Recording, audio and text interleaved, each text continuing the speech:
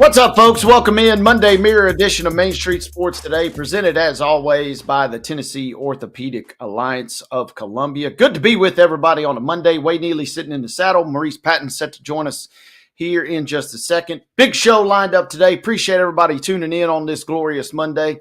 Hope everybody is staying dry. Hope everybody is staying safe. And hope everybody's brackets are still intact. If you pick chalk, you're in luck. Your bracket should be in pretty good shape. But we'll break that down as part of a jam-packed show here on this Monday. And we teased him at the top of the show. Here he is, the one, the only. Mo Patton is in the building. What's happening, Mo?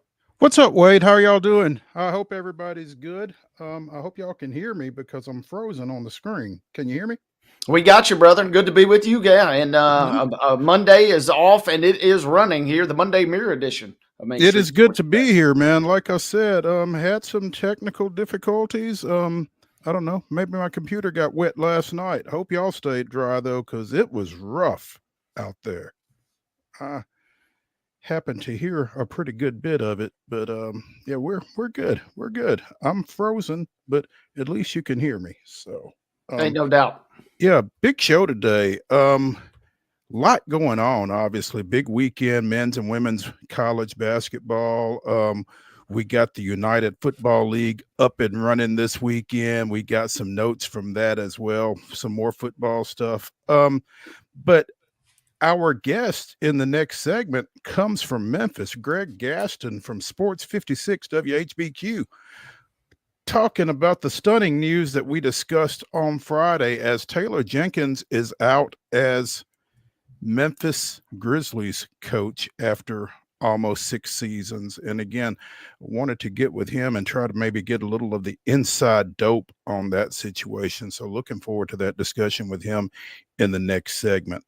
Plenty of other stuff to get to as well. Again, the opening weekend of baseball season has now gone at the MLB level. And the Braves looking for some answers. We'll get to more of that here as the show progresses. Also, torpedo bats are the talk of the sport. We will delve into that a little bit as well. So we got plenty to get to, and hopefully I'll get unfrozen at some point. But Wade, are we good? Should we proceed? Let's do it, partner. I'm ready. All right, let's get into this weekend's results and today's schedule on the Rundown. This is the Rundown. All right, boys and girls, before we get into the Monday Rundown, I want to remind you that each and every single Monday, our Rundown is brought to you by our friends at Zion Christian Academy.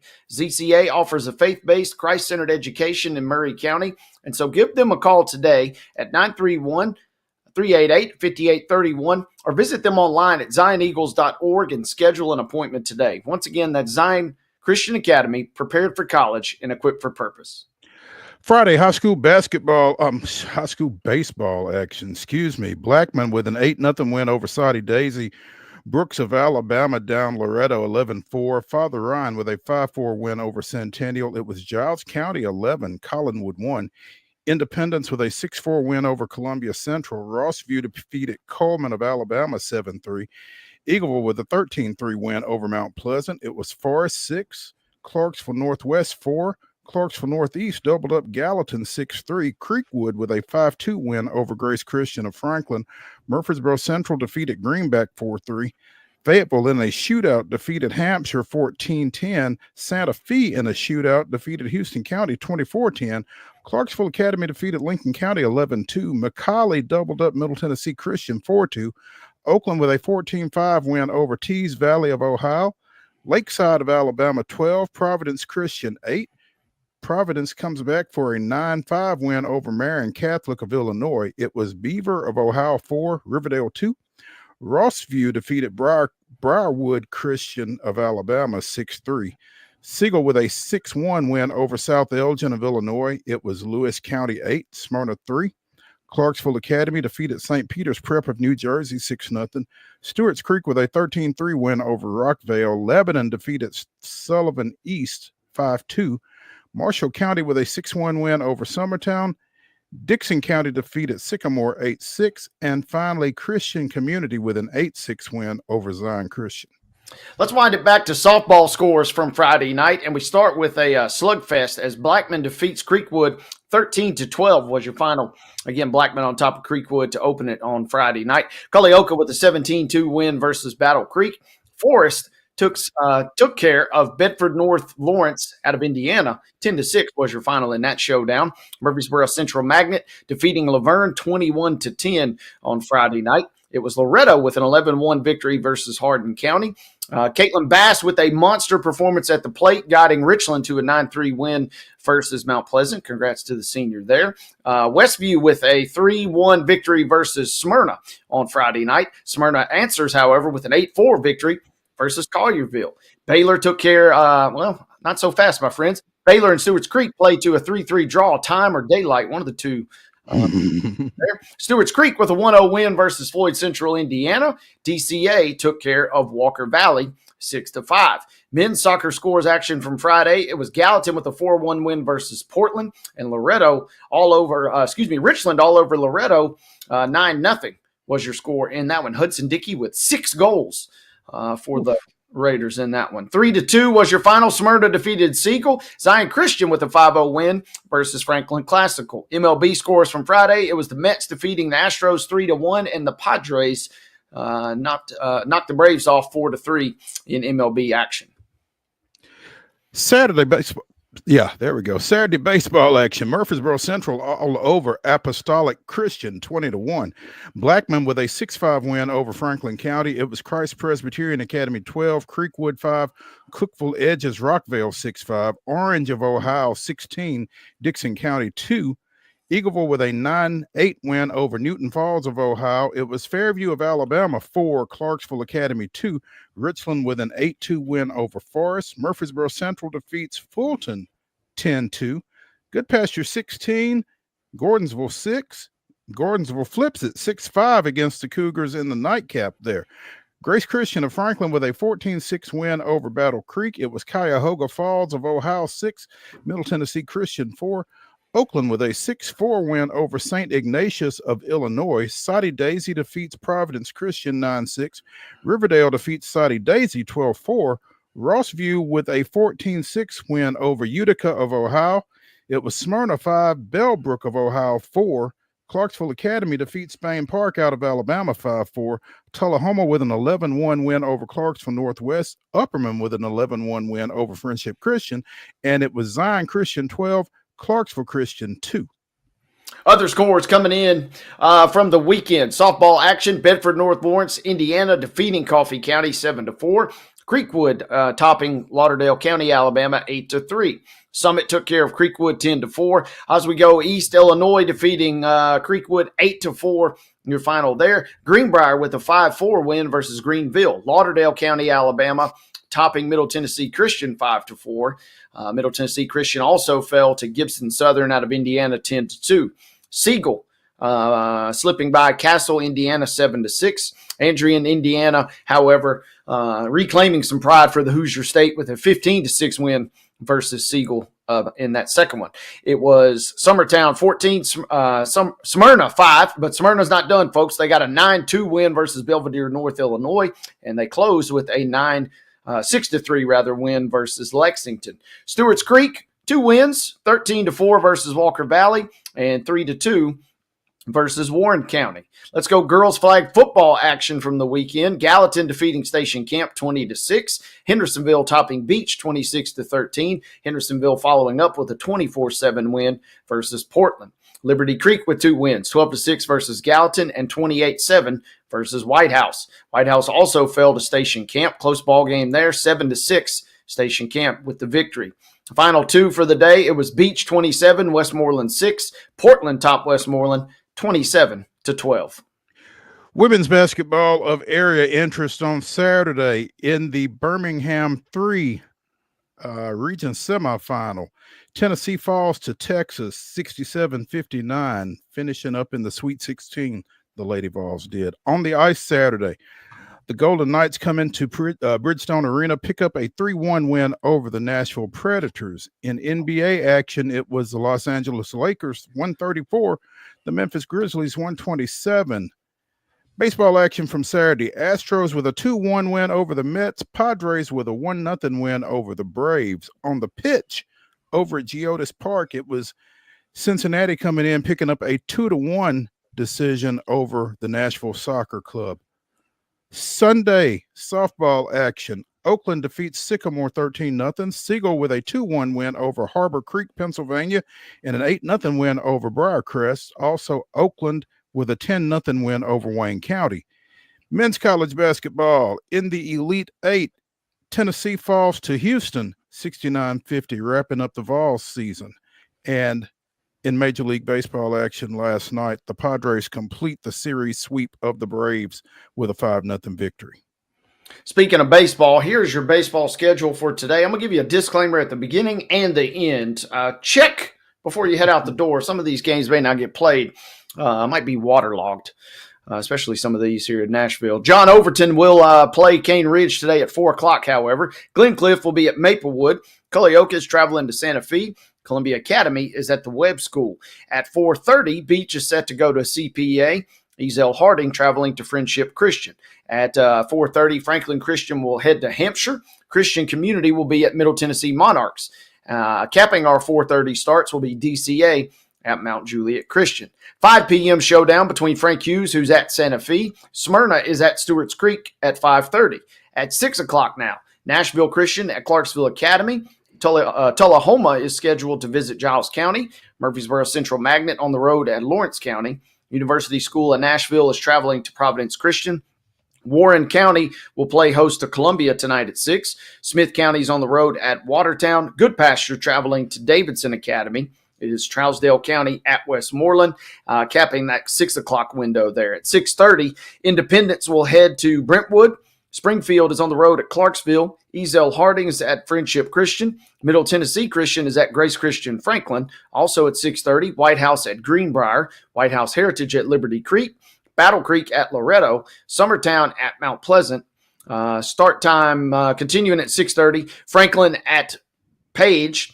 Summit at Ravenwood. Lincoln County traveling to Spring Hill. 7 o'clock starts tonight between Macon County at Station Camp. Sycamore at Creekwood. Culleoka at Santa Fe. Start time not available at the moment is Centennial at Nolensville. And again, folks, make sure you double check your local listings before you head out. Some of those might get canceled.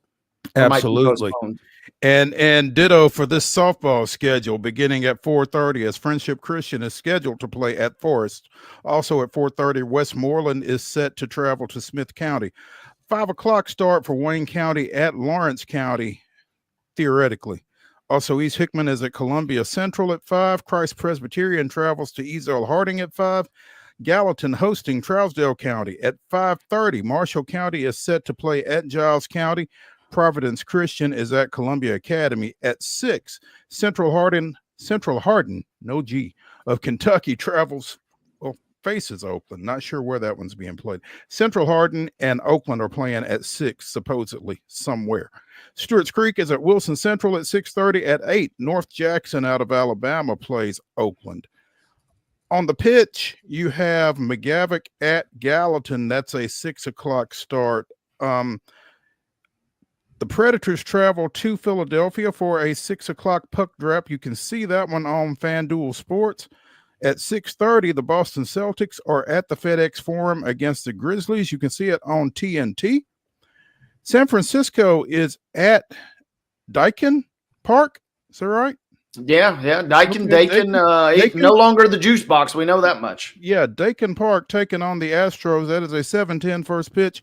And at 9:10 on both the Major League Baseball Network and on FanDuel, the Braves open a 3-game series at the Dodgers. Ladies and gentlemen, that is your rundown.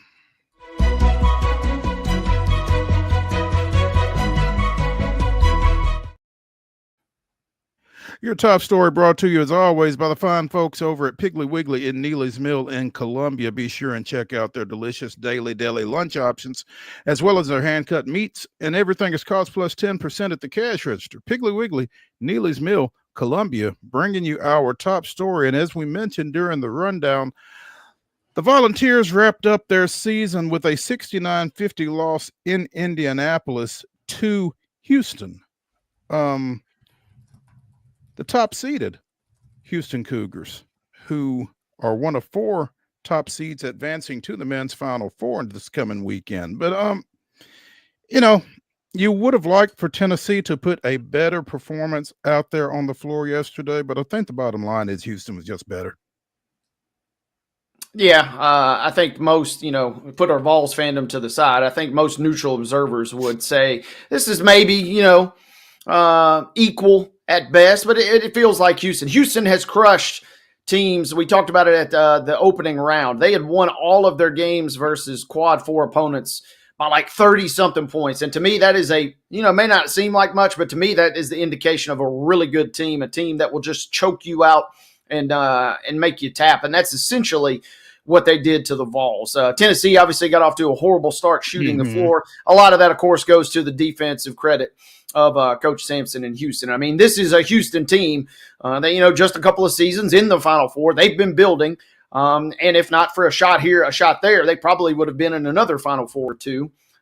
Tennessee kind of ran into a buzzsaw. It was a rock versus rock battle, and Houston's rock is just bigger than Tennessee's rock this season. Yeah, and it was unfortunate because this was a great Tennessee team. They finished up 30-8. Obviously, they had some offensive issues, and Houston was able to kind of expose some of those. And when Tennessee, when anybody's shots aren't falling, they're going to have some issues. And I feel like that was really the case for Tennessee yesterday. Second half, much better, but they dug such a hole for themselves in the first that it was just tough to get out of. And Houston wasn't going to, cooperate with any comeback attempts. I think Tennessee got it down to 10 in the second half, and then Houston hit like 3 straight threes. And just, we're not going to let you get too close, So great performance by the Cougars. Tough way for, Ziegler and some of those guys to go out, obviously. But, again, congrats to Houston.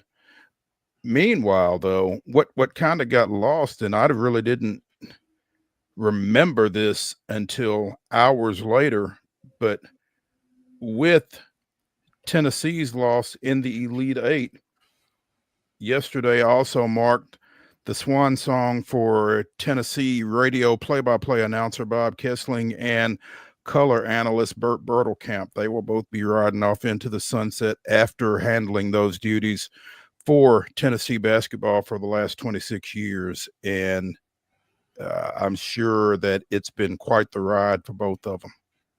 No doubt. 2 legends and have their respective spots in Tennessee lore.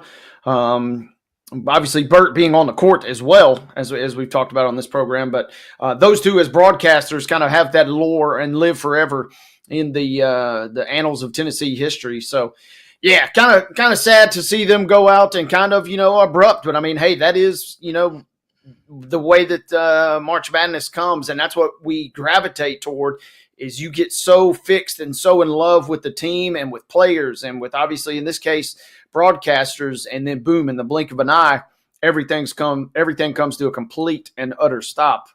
They deserve their flowers. They deserve their props. It will look and sound a whole lot different going forward, but fantastic jobs by both of those young men. Obviously they both announced that they would be stepping away weeks ago, and as Bertelkamp announced his retirement, he said every game against Kentucky that we win is my favorite, but winning in Rupp Arena, I would have to say, would be the highlight. And he got to call one final Tennessee win over Kentucky on Friday night. And I'm sure that he can take that with him as he goes. It wasn't at Rupp, but Indianapolis looked a whole lot like Lexington the other night for sure. So big win for UT before that tough loss on Sunday. And they have been Mike's side for some of the biggest moments in Tennessee basketball history. UT made 16 NCAA tournaments, 9 Sweet 16s, and the only 3 UT trips to the Elite Eight have been with those 2 Mike sides. So again, been a heck of a ride for both of them. No doubt. Job well done, boys. And, whatever they want to do next, they have earned that right. And Tennessee, it's going to be a lot different. The Mike Keith show debuted last Thursday, and he rolled out a big guest list with Josh Heupel and Zakai Ziegler along with Dawson Wells in that opening show. Everything is in kind of a state of transition in terms of media up there in Knoxville. They're in good hands, but it's going to certainly sound a lot different. It will definitely sound a lot different, and they are definitely in good hands. Looking forward to seeing what Mike Keith brings to the mix as he takes over for Bob Kessling in both the basketball and the football roles. But it's going to be good. So I don't think Vol fans will be fretting at all. But, yeah, it will definitely be different. Let's take a break here on Main Street Sports today, presented by the Tennessee Orthopedic Alliance of Columbia. When we continue here on the Monday Mirror, we'll be joined by Greg Gaston of Sports 56 WHBQ out of Memphis, talking a little Grizzlies basketball. Stick around.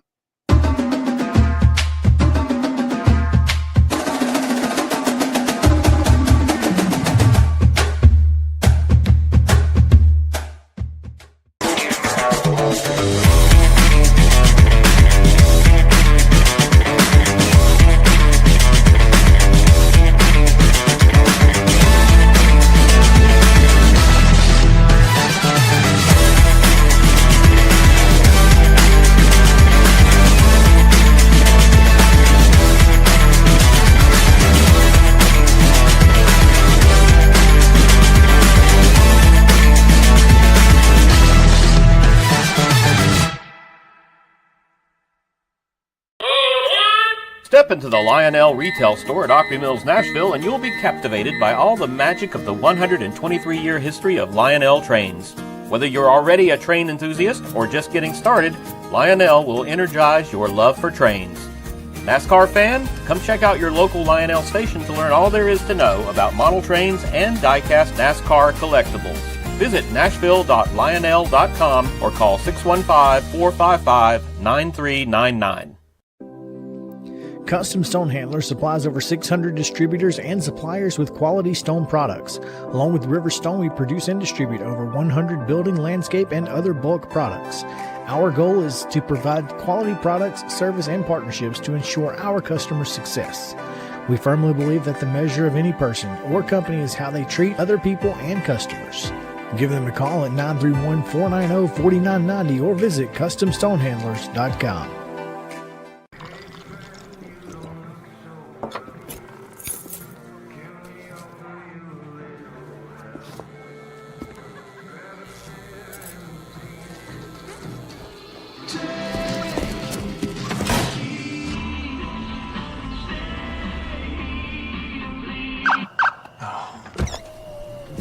You're seeing the signs too, right?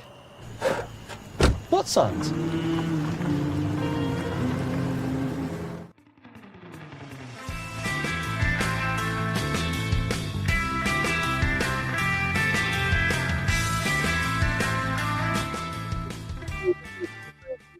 Today, presented by the Tennessee Orthopedic Alliance of Columbia. That's Wade Neely. I'm Maurice Patton. Glad to be with y'all on this wet-looking Monday afternoon. Maybe not wet now. Maybe it's starting to dry up a little bit. Still a little gloomy looking, but it is Monday, and we are pleased to have with us here on this Monday from the Bluff City, Sports 56 WHBQ out of Memphis, Greg Gaston joining us here to talk a little Grizzlies. Greg, first of all, thanks for coming in with us here on this afternoon. My pleasure, gentlemen. You said gloomy in Nashville. It was gloomy here on Friday when Taylor Jenkins was let go very unexpectedly. It was especially gloomy for Taylor. And Greg, it really kind of caught us 3 hours away by a little bit of surprise. Wade is a little bit more plugged into the Grizzlies than I am. And the thought was, wouldn't necessarily have been shocked by this at the end of the season, given some of what has transpired this year. But the timing, as much as anything, seemed a little odd. Why would you do this with 9 games remaining in the regular season? Well, it's interesting with basketball. It seems like they can keep things undercover pretty well, pretty hush-hush. But I think it was pretty obvious to everybody that if this team lost in the first round of the playoffs, that there was a good chance a change would have been made. But I am with you, Marisa, 100%. The timing is very strange. Now, there's a lot of different moving parts that come into play here. One, the team has been playing awful basketball of late. And they went out on the West Coast and they went to 5 different cities and lost 4 of those games, not just the West Coast, but to Utah and to Salt Lake City and then to Oklahoma City. And the only team they beat was Utah, the worst team record-wise in the West. And so it had already started to trend that way. Now, granted, they didn't have John Morant for that whole road trip. And John Morant's the key to this team. Mm-hmm. But things started to swirl a little bit, maybe 3 weeks before that. They started to really struggle, especially on the defensive end. And all of a sudden, this team that was sitting pretty in second place in the Western Conference started to drop in the standings. And so then you started to hear some things. Again, they're pretty good in keeping it close-lipped. But you started to hear some things that there may be a difference of opinion between management and what the head coach Taylor Jenkins was doing. They went in the offseason and management made moves. They had Taylor fire a bunch of his assistant coaches. They brought in new coaches with a new system. They brought in a gentleman now who's the interim head coach. His name is Tuomas Isolo, and he comes from Finland via Paris, where he was a Euro Cup champion coach last year, and he runs a different offensive system. And he was brought in by the general manager, Zach Kleiman, to change the way they run the offense. And so everything I've heard has been that maybe Taylor was a little reluctant to go to that offense right away. He's been slow and adding pieces to it.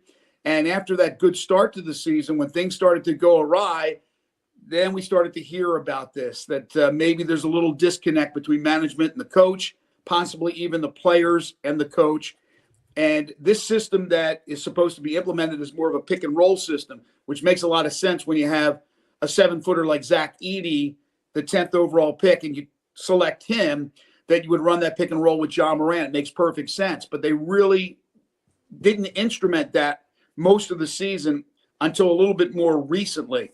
And so you add all that up, and even though there are 8 games to go in the regular season, you still have the postseason to go. Zach Kleiman felt this was the time to kickstart this team, possibly to change things around, change around the whole feeling of the issues that have really added up with this team, and maybe kickstart them to where they can go into the playoffs and who knows, maybe perform up to their capability. But I still think it's very strange. After the season, you see what happened in the postseason, and then you make your decision there. But he decided that this was the right time. You know, you mentioned some of the assistants that Jenkins was forced to let go. One of those is Franklin native, former Battleground Academy basketball player who went on and played down at Lambeth and Jackson, Brad Jones, who had carved out quite a career on some NBA and G League benches. Tough to see him get gone. But, you know, again, the middle of the season, the end of the season, the timing looks really strange. The first question I would think that has to come to mind is, where is Ja with all this? Yeah, so we haven't heard from Ja other than the fact that he talked glowingly about Taylor Jenkins. It's been his only professional head coach. So he was drafted by the Grizzlies. Taylor was the head coach, and that's the only coach he's known. So he said all the right things. But again, just hearsay, the rumblings that they didn't really like what was happening with this system. Again, this wasn't the complete implementation of the system that was supposed to come with Isolo. And so we didn't see the pick and roll that much. And Ja thrives on the pick and roll. He wants the ball more. This system that they were using was more spread out.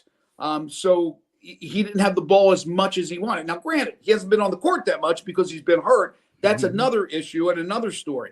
But for Ja, I think things started to sour a little bit, but not just for Ja and for other players as well. That, look, it was almost a defeatist attitude with the way they've played recently. And the defense has certainly struggled. And that may be because of the problems on offense. A lot of times in basketball, you don't click on offense, it affects the defense as well. So, again, I don't know. It didn't come from the horse's mouth, but just the rumblings are that the players certainly started to sour to what was going on. And remember, Taylor, in his 6th year, is the all-time winningest coach in Grizzlies history. So he had been in that spot for quite a while.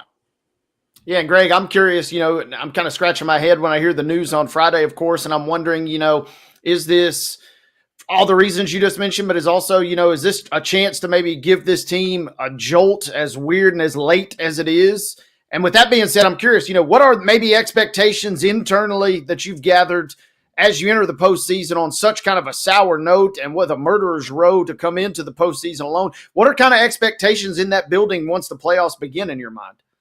Yeah, the expectations right now can't be real high, to be honest with you. They gave everybody a shot at truth serum. It's in disarray, but it's not in disrepair.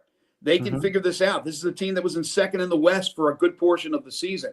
I think you're onto something with – it's a combination of things, but I also believe because of this odd timing, my guess is that Zach Kleiman wanted to give this team a shot and just give them a boost, and maybe they can salvage the season that is falling apart in front of our very eyes. So maybe doing this, which is unorthodox, may be the way to go. That's the only thing I can rationalize, because even if you're upset with a coach, maybe the coach and you are not seeing eye to eye, you let the season play out. This is not, I think, a point in the season, 8 games from the playoffs, as your team's revving up to make that change, unless it is for that reason that he figures with this move, maybe it invigorates everybody on this team and they get back to playing basketball the way they're capable of playing. Also, what do we make of the chatter? You kind of hear on the internet that they really covet Isolo as a coach, and if you don't make this move, you might lose him to somebody else in the offseason. Is that a fair assessment, or what? Kind of break that down for us? It certainly could be a possibility. Isolo is highly regarded. He's a coach that has the respect of a lot of different people, and a lot of different people here in the States in the association, where I do believe that teams, if he was available, would look at him as a head coach. So even though he doesn't have a lot of this NBA experience, this is his first year, he is coveted. So yes, I think, look, they wanted Taylor to succeed. They went into the season, Taylor was the coach, they wanted him to succeed, but I believe in the back of Zach Kleiman's mind and of management's mind is, we got this guy. It was a battle to get him here. We know what he's capable of doing. We saw what he did last year in the Euro Cup. So we feel good that our future is set. So all the talk about maybe they go after this veteran, or maybe they go after this young player, or maybe they go after a college guy, I guess that's all on the table because nothing's official. He's only the interim. But my thought is, unless he completely lays an egg, that this guy will be the coach in the future.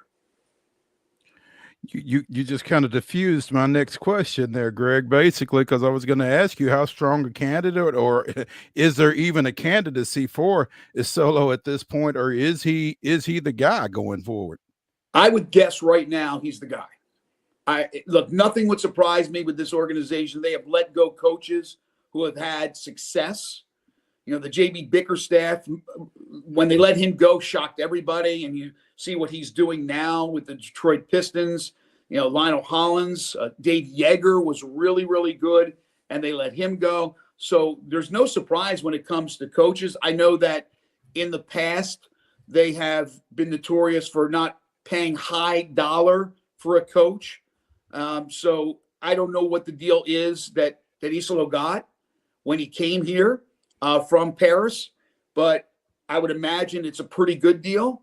And again, I would think right now, my guess is that this is the guy they want for their future. I can't imagine that a sample size of 8 regular season games and then whatever series they end up playing in the postseason. And again, they can win, don't get me wrong. But if they lose, so you're talking about a handful of games, you're going to measure everything on that. I can't imagine that he won't get that opportunity to come back unless there's something where he doesn't like, something that management doesn't like about him, or the players say, wait a minute, this isn't going to work. As long as it's status quo, I would think that there's a great opportunity for him to come back next year. Greg Gaston of Sports 56 WHBQ out of Memphis, joining us here on Main Street Sports today, presented by the Tennessee Orthopedic Alliance of Columbia. Greg, again, not really expecting them to necessarily measure success by this next 8 games or by even what they do in the playoffs. But they do have Boston coming in tonight. Yeah, you talk about murderer's row. 4 days, 3 games. You had the Lakers in on Saturday, the Celtics tonight, and the Warriors, and that's assuming Steph's healthy, and I think he is, and they're in death. Look, they're battling the Grizzlies right now. The Grizzlies could possibly drop completely out of the playoffs into the play-in. That wasn't even a thought a month ago, and now it's a possibility. So they got to figure out a way. The last thing you want to do after losing 4 or 5 on the road is dropping 3 straight at home and then limp into your final 6 games. They need to figure out a way to win one of these 2. And what's interesting is, other than Brandon Clark, who is now out for the year, which is a big loss as far as your rotation is concerned, but Ja's playing tonight. At least that's the plan. And so the thought is, well, will he play tomorrow? Is he going to actually play back-to-back in 3 and 4 days when he's coming off the hamstring injury, which kept him out 6 games? That's a bit of the controversy that's going on around Memphis is, wait a minute here. Ja was out for 6 games, and then they fired the coach, and he was available for the first game with the new coach, and he'll play 3 and 4 days. So I don't necessarily buy into that, but you can understand why people are talking about that in the way they are. Yeah, makes you scratch your head a little bit, to say the least, Greg. And you know, Mo and I broke it down Friday, and you kind of have talked about it here. Boston, Golden State, but then the only real maybe throwaway games you have, depending on what you think of Miami, which is on the road, so that'll be tough. You got Detroit, the only real throwaway game. You got Charlotte next Tuesday, but then Minnesota, Denver, and Dallas to close the season. The Grizzlies, Greg, it feels like, are they not in playoff mode right now based on everything you just said and the schedule we just rattled off? They have to be. And what I watched is last night in the NBA, we had 2 Donnybrooks, basically. We had 7 guys get ejected in that Detroit game. What it tells me is the players now, they're in playoff mode, right? It's a whole different level. You play the regular season, you do what you got to do to get yourselves in a good position. Then you step up a notch, right? What's the old spinal tap? Mine goes to 11. Everybody has to ratchet it up to 11. And the Grizzlies right now are around 8 or 9.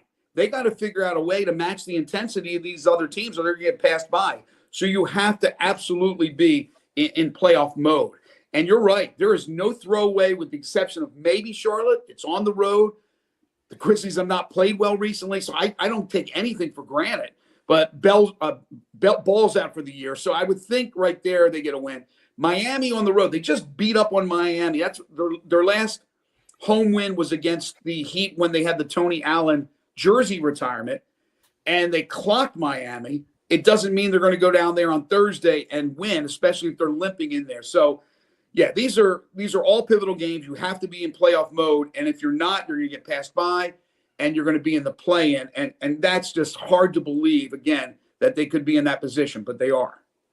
You know, Greg, we talked at the beginning of this season. You've mentioned it here while we were conversing here just now. You know, Ja has played 44 games this season.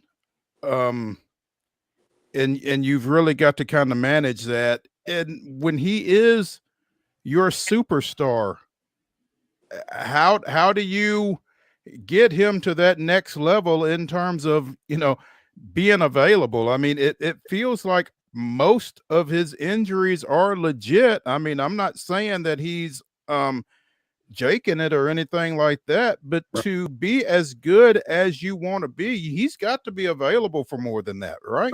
No question about it. I don't think he's faking injuries either. However, I think they're being overly cautious. I think there have been injuries where if it was a playoff game, he probably would have played. The bottom line is he's a sensational player. They have to have him, but he's fragile. He's a skinny guy, and he plays with reckless abandon. Not as much this year as he has. He's trying to pull it back a little bit. But when you're Ja Morant, you're jumping over giants, and you're landing awkwardly, and you're falling down, and you're getting people are trying to push you around, and you're going to take your bumps and your bruises. But these injuries start to add up after a while. A hamstring here, a shoulder there, and you look, and like you said, Maurice, there's 44 games played. That doesn't cut it. These players have to play 70 games, 65, 70 games. 65, first of all, to be eligible for any of the postseason awards. Right. And I'm not going to compare eras from when I grew up and watched guys play just about every single game, but you know it's a fact. Mm-hmm. Now I think it's the organizations with the investments that they make in these athletes, so much money, that they're going to be overly cautious. So again, that's why I'm going to be curious to see with the availability. We know he's playing tonight, again, unless something in the next couple of hours happens. And then will he turn around and play again tomorrow, which would be 3 games in 4 days? But other people would say, as we just talked about, you got to be in playoff mode right now. There's no more sitting out. You got to play. You got to play hard. You got to be in a position to make sure you're one of the top 6 and see what happens in the playoffs. So hopefully that'll be the case with Ja, and we don't see any more missed games the rest of the way. You know, Greg, this is a name that will resonate with you. Wade, perhaps not as much, but, you know, it's kind of like Eric Davis.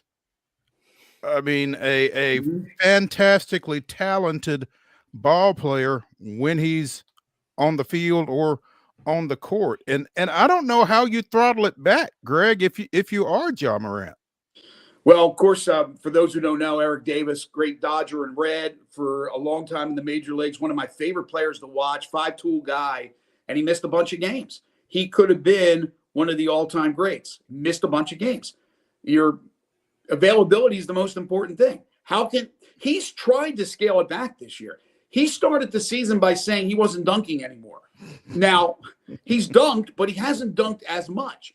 Mm-hmm. He hasn't attempted dunks as much. So I think that's his way of scaling things back. But it's not even on a dunk all the time. Sometimes it's just trying to get by a defender, and he gets tripped up and he lands hard on his knee or on his shoulder or on his hip. You don't have a lot of padding there. I mean, most of these guys are, not built where they're not football players, but he is really slight of frame. And so he plays hard, and you do not want him to pull back from playing hard and playing with that intensity. They have to have that. He leads by example, but he has to be on the court to lead by example. And so that's what's frustrating as well for Grizzlies fans, is to not have all your best players out there. We had the situation with Marcus Smart earlier in the year. That never panned out. Zach Kleiman ended up trading him. We never really saw what it could be with Bane, Jackson, Ja, and Marcus Smart.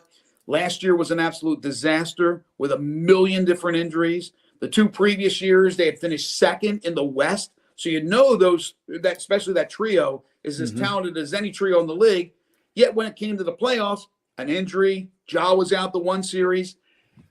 You get Steven Adams, who's now with Houston. You missed him the one series. It just seems like bad luck is all over the place here with the Grizzlies. They have to find eventually some good luck. Maybe got to make your own luck, but they need a couple of breaks because it seems like the basketball gods have been against them.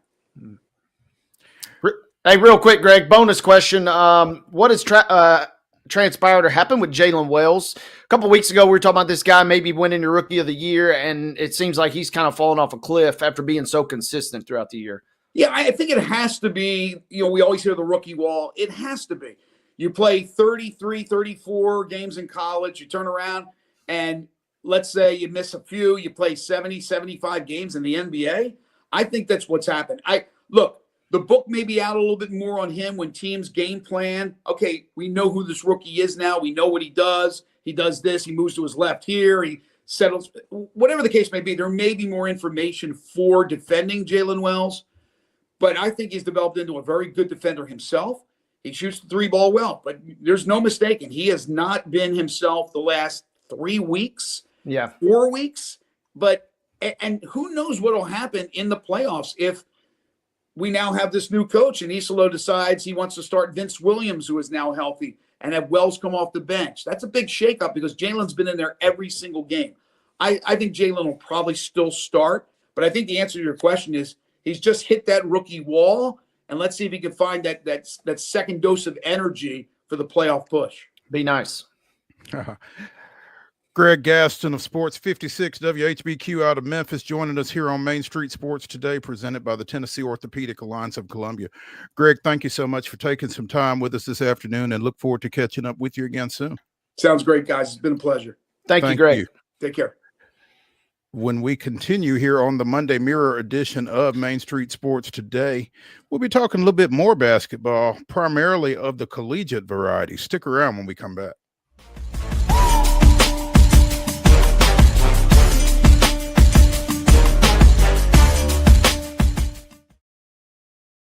At Delta Dental of Tennessee, we know our success begins and ends with providing superior quality service, and that includes serving those who need it most.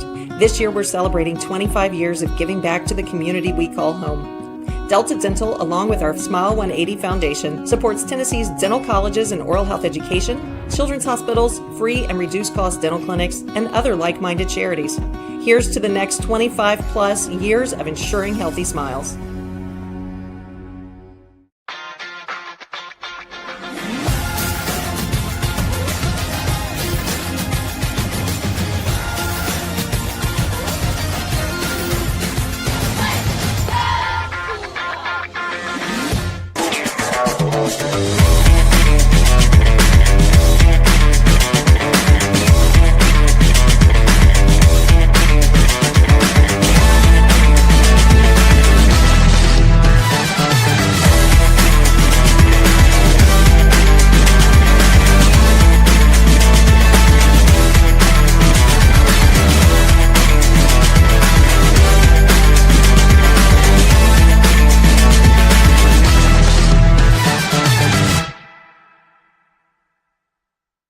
A game without a crowd is just a scrimmage. A performance without an audience is just a rehearsal. Without your presence, high school sports and the performing arts aren't possible. Ensure that these essential extracurricular activities continue to enrich the lives of students in Tennessee. Purchase a ticket to your local high school's game or performance. This message presented by the TSSAA.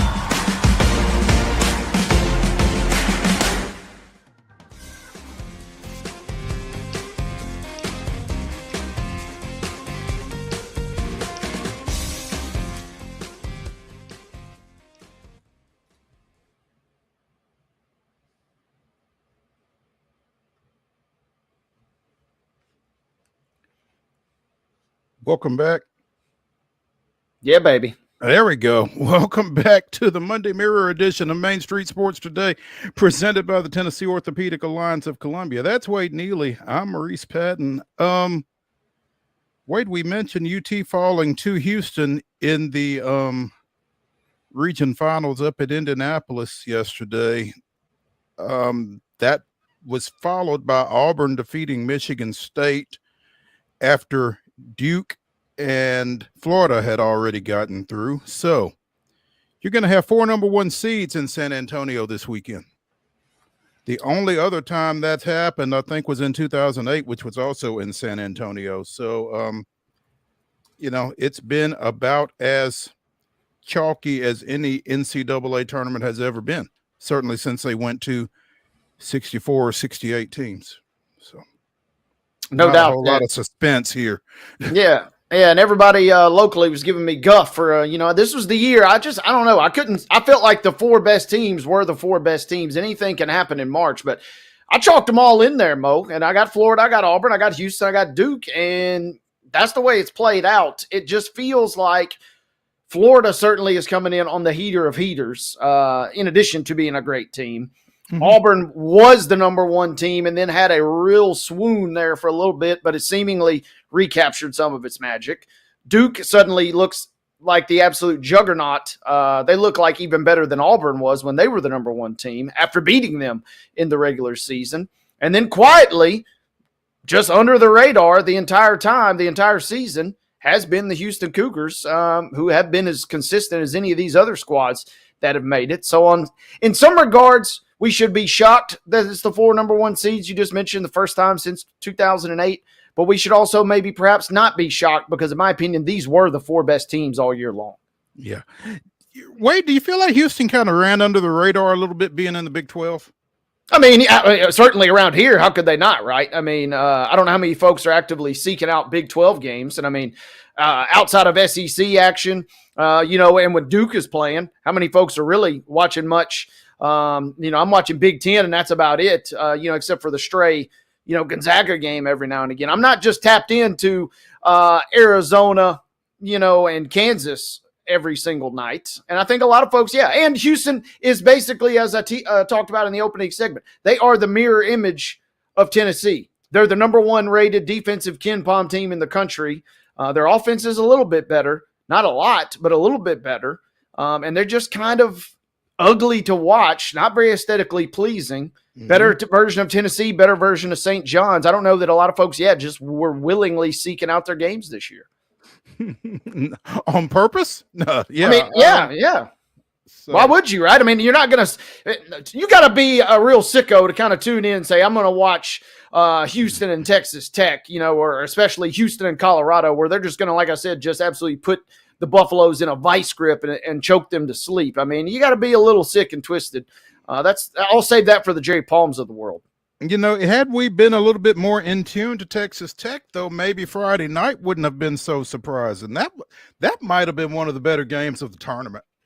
Absolutely. I had them in my Elite Eight. I knew they had the goods. I just didn't know that they could get by Florida. And, man, for, 38 minutes before Clayton Jr. channeled Steph Curry light, basically, it was Texas Tech's to win. And, if we're – I don't want to go old school, but, if we're talking free throw shooting, a free throw here, a free throw there, we're talking Texas Tech crashing the party and two Big 12 teams in the Final Four. I'm sorry, I said Friday night. That was Thursday night. I've slept since then, so they start to run together. But, so you've got an all-SEC semifinal matchup as you get Florida and Auburn on Saturday night. And in the other game, you'll have Duke and Houston. And look like some pretty good matchups to me. Yeah, like I said, these are the four best teams in my mind all season long. KenPom agrees. They are literally Duke 1, Houston 2, Florida 3, Auburn 4 at this current moment. They've updated the metrics as the tournament has gone on. And so the four best teams, I think, obviously it's not a stretch that we had the 8 best teams in the Elite 8 and the 4 that were probably the best all season long. The 4 with the fewest deficiencies. Tennessee, like I said, was a mirror image of Houston, just slightly worse on offense. And when you're talking about teams being that close, we saw the offensive woes rear their ugly head for Tennessee. That's how close the margin is. Tennessee had a great season. Houston had a great season. Only one team can advance. But I think we got the 4 best. On the women's side, South Carolina got a scare, but finally got past Duke, making their 5th straight women's Final Four appearance. UCLA gets by LSU. The Bruins will go for the first time since the NCAA began administering women's basketball championships in Division I. Your other 2 Final Four participants will be decided tonight as TCU and Texas will meet. UConn and Southern Cal will meet. And if Texas and USC win, then you'll have all 4 number 1 seeds on the women's side as well.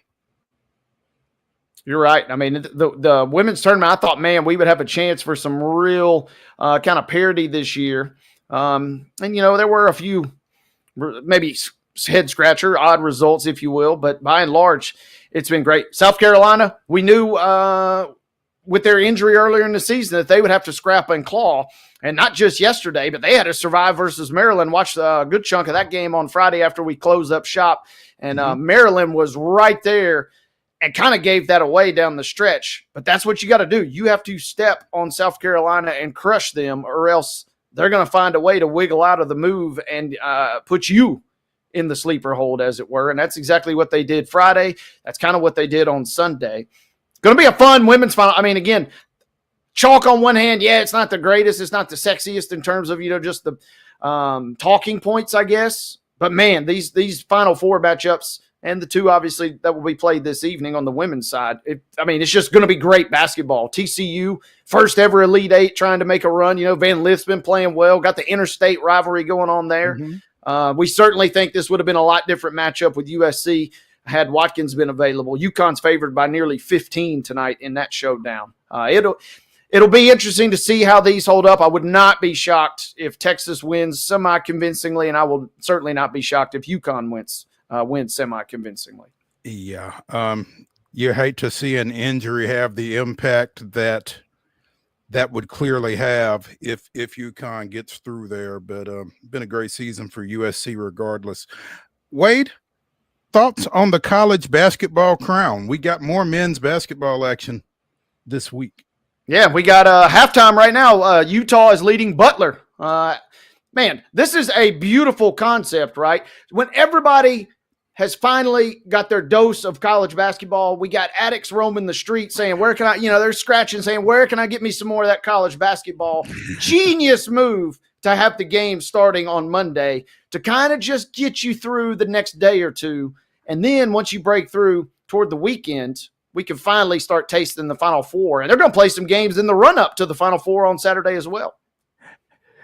First of 4 games today out in Vegas, this Utah-Butler game that's ongoing right now. It's followed by George Washington and Boise, Nebraska and Arizona State, and Georgetown and Washington State, which is a 10 o'clock tip on FS1. Tomorrow you've got DePaul and Cincinnati, Oregon State and Central Florida, Colorado and Villanova, and Tulane and USC in the late game. Villanova, I don't know who's coaching them.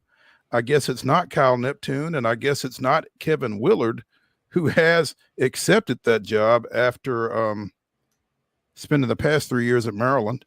So Villanova kind of in flux right now. Yeah, and one of the right there on the cusp. If they're not a blue blood, they're certainly right there knocking on the doorstep, and especially over the last decade, we've talked about some of the great college basketball teams that they've produced. Going to be very interesting. Felt like they maybe could have got a little bit better hire. They asked Jay Wright, they said, how much money would you have to offer him? He said, you don't have enough money in the world, basically, to get me back out of what I'm doing now. So Kevin Willard, had a weird exit at Seton Hall, had a weird exit at Maryland, has had decent success with the Terps, obviously, in the Crab 5 this year, but I don't know. Is that the guy you really kind of think might bring Villanova kind of back to what they were just a few seasons ago? It's going to be interesting to watch with him at the helm, right? I don't know if they get back to that. May not. Honest. I mean, especially especially hashtag NIL era. I mean, we mention it almost every show, but I mean, it's got to be pointed out. Mm-hmm. If they can pony up as much as they can pony up, maybe you got a shot. I don't know how many folks, are banking on them getting back to those glory years. Yeah, it's unfortunate, but it happens. Greg mentioned it in the last segment. Pistons and Timberwolves apparently in playoff mode. 7 folks ejected in the second quarter of their matchup last night. 5 players, 2 coaches, including former Grizzlies coach J.B. Bickerstaff, Isaiah Stewart, Ron Holland II, Marcus Sasser, Naz Reid, and Dante DiVincenzo for the Timberwolves. Former Nova. Yeah, there we go. It's always a connection. And T-Wolves assistant Pablo Prigioni.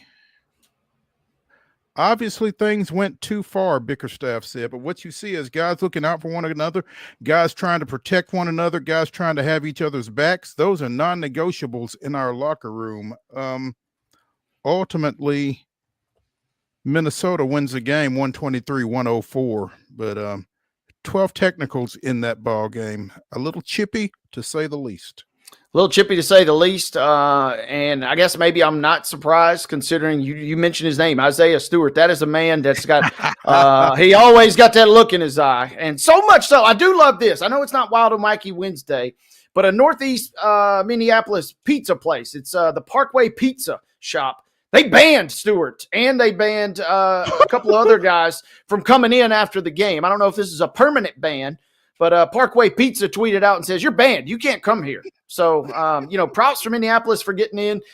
Man, a fun interconference matchup between semi-local teams there. Pistons have been playing out of their mind in the second half of the season. Minnesota has kind of underachieved. So, yeah, you're right. Kind of got a little chippy. You got one team that doesn't know any better because they're playing kind of above their weight. You got one team that's a little frustrated because it's been a frustrating season for them playing under their weight, it feels like. What do you have to do to get banned from Fight the home team. Play? You fight our. I mean, I wish more places did this, right? If you fight at the Preds game, you should not be allowed to go out on Broadway that night. I mean, that's just plain and simple. If you go 5 minutes in the penalty box, you don't get to go to Morgan Wallen's. You don't get to go to Lower Broadway, right? I mean, make your own jokes. Maybe you do get to go to Morgan Wallen's. Well, you make your own jokes about if you should want to go to Broadway or not. But the fact is, you fight locally, you don't get to go to these spots. I commend Parkway Pizza for doing such a thing. I just wish this was a conference matchup because it would add a little more intensity if they meet in the playoffs. I mean, neither one of these teams are going to make the finals. So, I mean, it's kind of the last hurrah for these teams in that regard. Yeah, if they met more than once a year, it might mean a little bit more to get banned from Parkway Pizza. So, yeah, that's tough. Hour number 1 of the Monday Mirror here on Main Street Sports Today, presented by the Tennessee Orthopedic Alliance of Columbia, comes to a close. When we come back for hour number 2, we'll be talking a little baseball. Torpedo bats will be uttered. Stick around.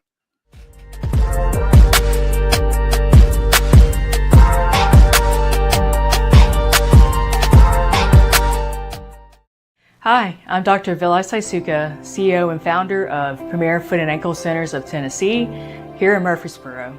We offer foot and ankle care from ingrown toenails to diabetic foot wounds. We also fix ankle fractures and things like that. Call us today to schedule an appointment. We look forward to seeing you. Because here at Premier Foot and Ankle, we believe that the journey begins with happy feet.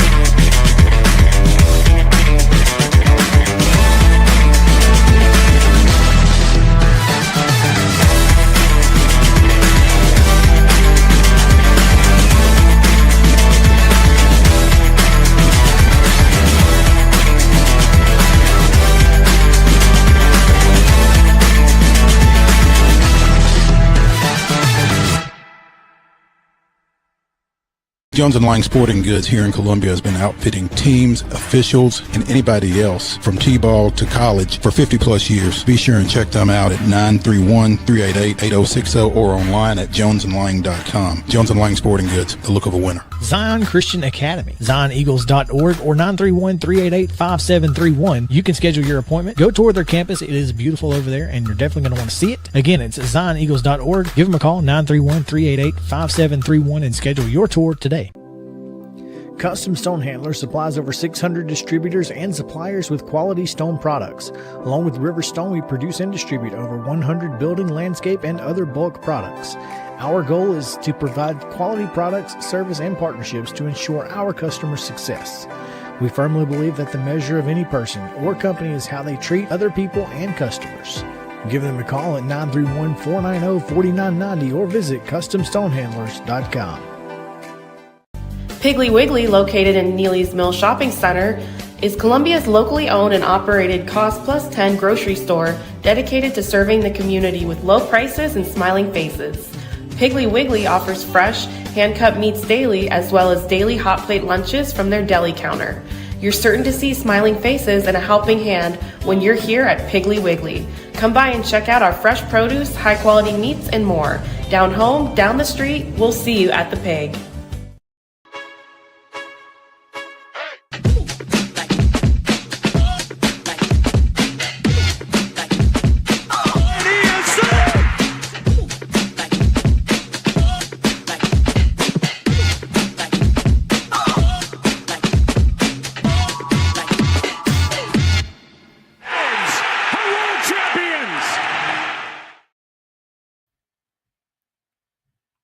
Producer Mark showing off a little bit there with that edit. That's some great stuff. March 31st, 1998, Gerald Williams scored on a ninth inning double steal as the Braves walked off visiting Milwaukee 2-1 at Turner Field in the season opener for both clubs.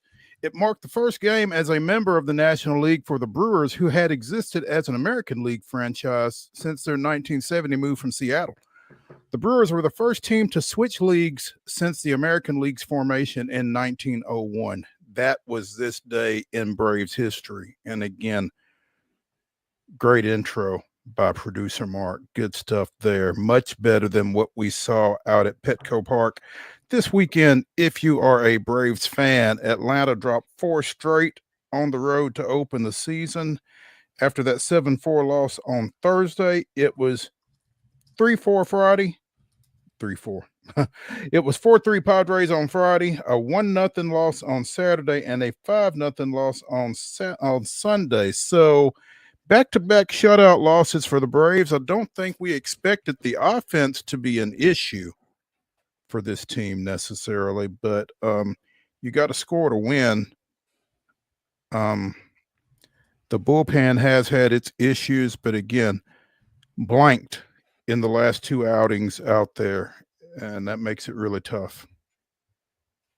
Yeah, I mean, not a lot you can say other than, I mean, if you don't even get one, you got to have at least one run to at least give yourself a shot, right? So that's got to be concerning. Padres, obviously a good team. Man, they are off to a great start to maybe give at least an early illusion that somebody will be competitive in the West this season besides LA. So San Diego kind of desperate in a sense to take care of business and kind of back to the drawing board to start for ATL, it looks like.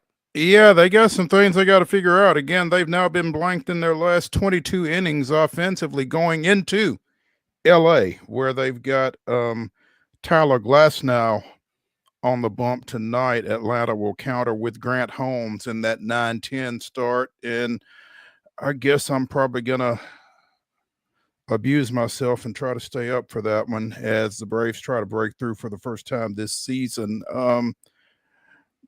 When the Braves do convene at Chavez Ravine, they will be joined by Jesse Chavez, which once he was signed late last week after the Rangers released him, you knew it was just a matter of time. And Hector Neris made it pretty easy. At least he has an ERA, though, now. Neris came out of the pen again yesterday. And, I mean, again, at least he got an out. I don't know that he got more than one. He pitched an inning yesterday, gave up 2 earned runs after posting an infinity ERA in the season opening loss against San Diego. So Hector Neris has been designated for assignment to make room on the roster for Jesse Chavez, who is now making his 5th appearance with the Braves. It's just amazing. He doesn't seem to pitch well anywhere else except in a Braves uniform. Just something about the uni just fits right. Something about, just visiting the Battery, or Grady Gwinnett area kind of just gets him excited. Real quick shout out to my boy, the former Michigan Wolverine, Jake Cronenworth, went yard Friday night, much against the Braves chagrin there. Yeah, much. I didn't realize he was a Michigan guy. Yeah. He has he's carved out a pretty nice career for himself out there, kind of in a supporting role. He's not one of the first guys you think about when you think of the Padres, but he kind of runs under the radar a little bit, but he does a nice job for them, both offensively and defensively, I think. Yeah, it's good to see him, even though it, like I said, came at the expense of Atlanta. But, yeah, you're right. I mean, just you got to kind of circle the wagons quickly based on who you said you're rolling with the next couple of days. San Diego's in pretty good shape. That'll be a fun series, too. They got the Guardians coming to town, but obviously a much different tale. You get Miami later in the week, but you can't really even begin to think about them because you got 3 big ones coming up versus the champs. No doubt. And, I mean, you don't want to be – you would like to have won a game before you get back home to take on the Marlins, and hopefully I don't know how they manage that, but we'll see. Again, Braves playing the first of 3 at LA tonight. Houston taking 2 of 3 from the Mets at home. They continue at home against the Giants tonight. Yeah, it would have been nice to get all 3. Beggars can't be choosers, though. I'm not. My expectations are kind of middle of the road for Houston, and until kind of like last year, I'm going to check back in with the guys. I'll watch them for about another month, and then I'll kind of disappear until September and see if they're still in the mix before I kind of get excited or live and die with every single game. But nice way to start. Now you got the Giants coming in, who are also 2-1. This will be a fun little series. Mr. No-hitter himself, Blanco, will be on the hill tonight for Houston, who kind of, looks okay, depending on what you think of the Mets. Obviously, we obviously came into the season assuming the Mets would be pretty good.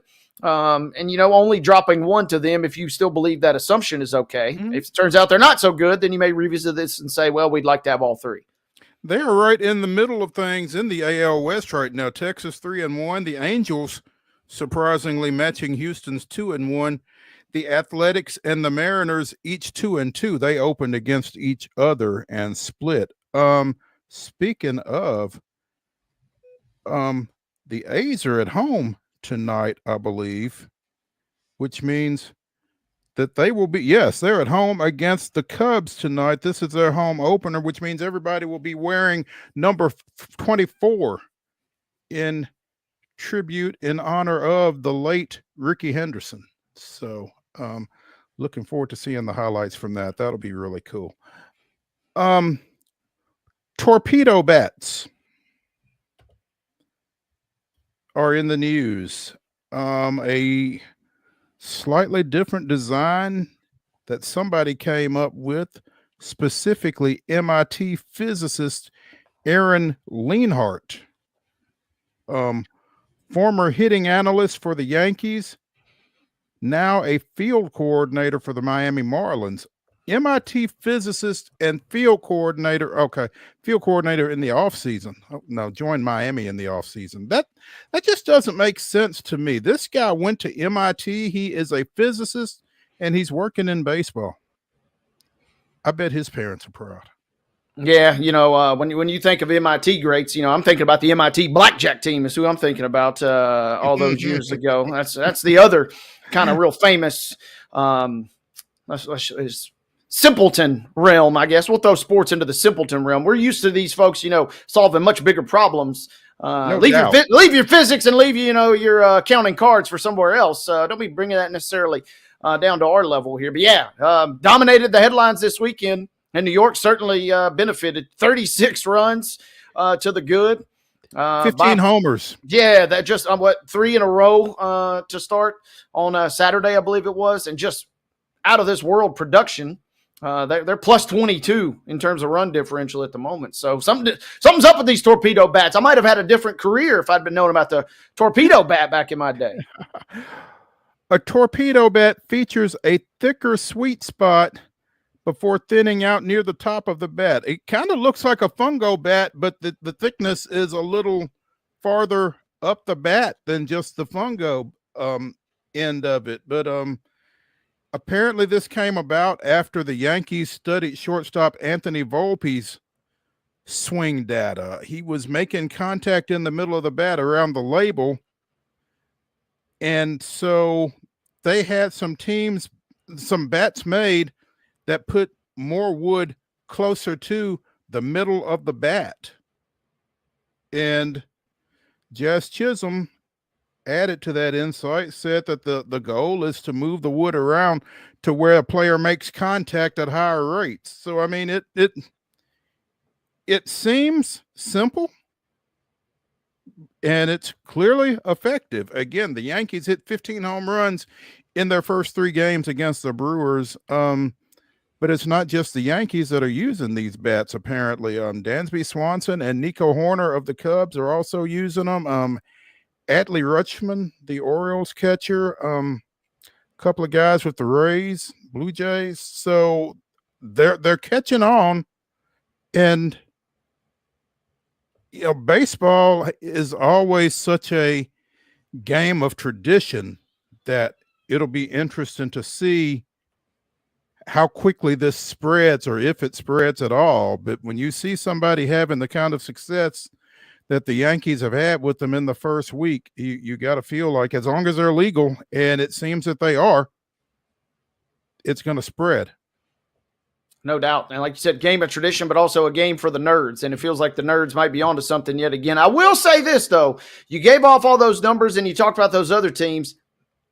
Maybe the Brewers are the team. There's only one team that played the Brewers that put up those numbers this weekend. So that'll be something to keep an eye on. Is it the Mets or is it the Brewers, huh? Right. I mean, we got a 3-game sample size here. Not to go full nerd on everybody, but let's wait a little bit longer before we start going out and doing some woodworking here. Yeah, let's keep an eye on the Yankees and the Torpedo Bats, but let's also keep an eye on the Milwaukee Brewers pitching staff. Absolutely. Yes. Speaking of the Milwaukee Brewers, their AAA affiliate, the Nashville Sounds, dropped 2 of 3 to Jacksonville this weekend. They are off today before they begin a 6-game series down at Gwinnett, which includes a 10 o'clock start on Wednesday, much to the chagrin of play-by-play announcer Jeff Hem. But you can check them out every night with Jeff Mike's Side, or every day with Jeff Mike's Side. Again, the Sounds off to a 1-2 start. They won Friday's opener, got drilled pretty good on Saturday, lost 2-1 in 10 innings yesterday afternoon before the rain got here. So taking a 1-2 mark on the road. That was the biggest thing, Mo. I think both teams were like, hey, we don't care who wins. We don't care who loses. We getting this game in. Let's just speed this thing up. Let's get out of here. Absolutely.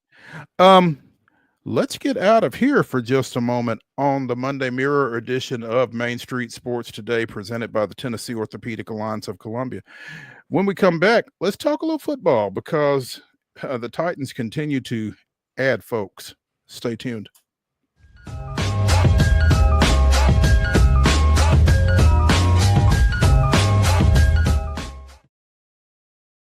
Hi, I'm Riley, a certified physician associate here at Premier Foot and Ankle Centers of Tennessee. We have a couple locations, Murfreesboro, McMinnville, as well as Franklin. We treat people of all ages. We're excited to get you back on your feet and hope we can help you today.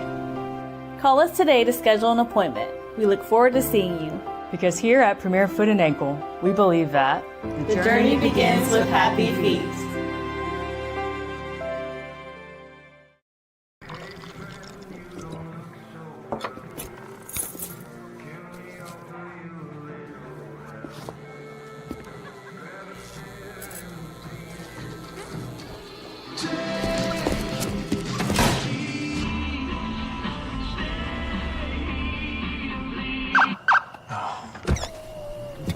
You're seeing the signs too, right?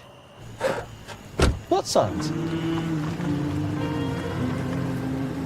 Jones & Lang Sporting Goods here in Columbia has been outfitting teams, officials, and anybody else from T-ball to college for 50-plus years. Be sure and check them out at 931-388-8060 or online at jonesandlang.com. Jones & Lang Sporting Goods, the look of a winner. Zion Christian Academy, zioneagles.org or 931-388-5731. You can schedule your appointment. Go tour their campus. It is beautiful over there, and you're definitely going to want to see it. Again, it's zioneagles.org. Give them a call, 931-388-5731, and schedule your tour today. Piggly Wiggly, located in Neely's Mill Shopping Center, is Columbia's locally owned and operated Cost Plus 10 grocery store dedicated to serving the community with low prices and smiling faces. Piggly Wiggly offers fresh, hand-cut meats daily as well as daily hot plate lunches from their deli counter. You're certain to see smiling faces and a helping hand when you're here at Piggly Wiggly. Come by and check out our fresh produce, high-quality meats, and more. Down home, down the street, we'll see you at the Pig.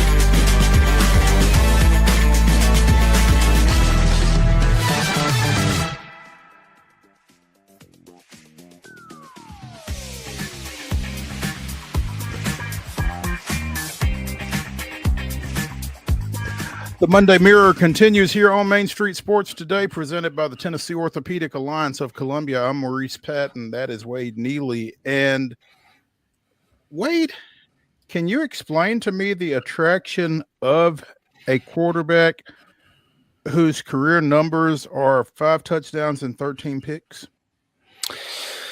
Everybody's got a role to play. Is the only way I can say it. Tim Boyle, 30-year-old backup quarterback Tim Boyle, who Okay, I was wondering where this was going. This makes more sense now. has spent time on active rosters and practice squads with the Packers, Lions, Bears, Jets, Texans, Dolphins, and Giants. Again, he's played in 23 career games over 6 seasons. He's made 5 starts. He's thrown for 1,210 yards in those 23 career games with 5 touchdowns, 13 picks, and a 60.5 quarterback rating.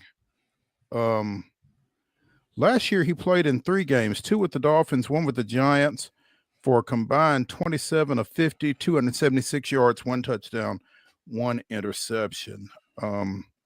Came into the league in 2018 as a undrafted free agent with the Packers.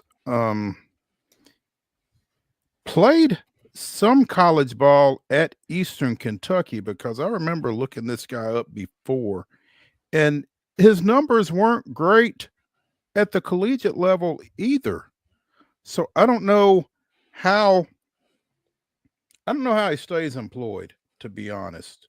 But he has joined the quarterback room for the Tennessee Titans along with Brandon